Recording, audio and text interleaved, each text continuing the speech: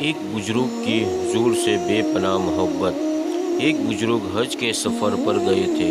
جب وہ ایک جگہ سے گزر رہے تھے، ان کے ہاتھ میں ایک تھیلا تھا، اس میں کچھ پیسے تھے۔ اچانک ایک چور ان کے ہاتھ سے تھیلا چھین کر بھاگ گیا۔ جب چور کافی دور نکل گیا تب اچانک اس کی آنکھوں کی روشنی ختم ہو گئی۔ آنکھوں کی روشنی جاتے دیکھ اس چور نے رونا شروع کر دیا۔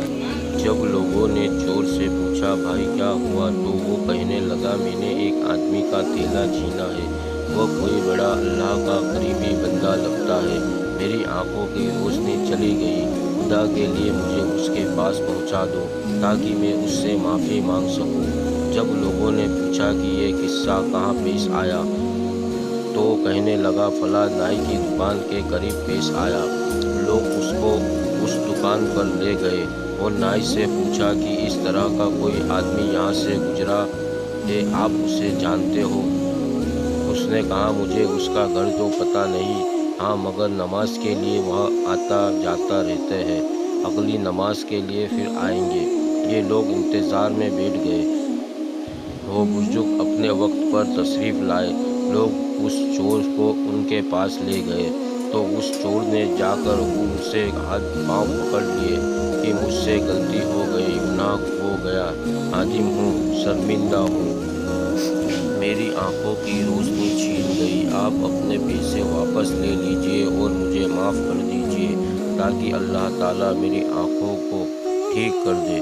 وہ بزرگ کہنے لگے کہ میں نے تو تجھے پہلے ہی معاف کر دیا۔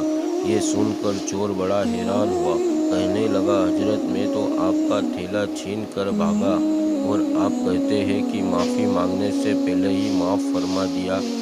وہ فرمانے لگے ہاں میرے دل میں کوئی بات آ گئی تھی۔ فرمانے لگے میں نے ایک حدیث پڑھی جس میں نبی اکرم صلی اللہ علیہ وسلم نے فرمایا کہ قیامت کے دن جب میری امت کا حساب پیش کیا جائے گا تو میں اس وقت تک میزان کے قریب رہوں گا جب تک میرے آخری امتی کا فیصلہ نہیں ہو جاتا۔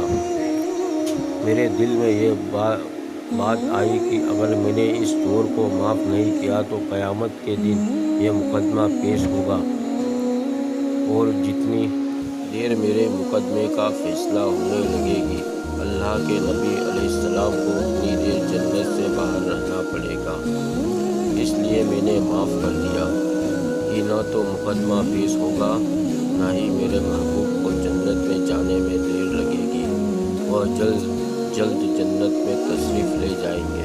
پیارے دوستو، اگر آپ لوگوں کو ہماری پوسٹ پسند آئی ہو تو شیئرنگ بٹن کو دبا کے اس پوسٹ کو شیئر ضرور کریں۔ لکھنے میں ہم سے کوئی خطا ہو گئی ہو تو ضرور بات دلیل ہماری اصلاح کریں۔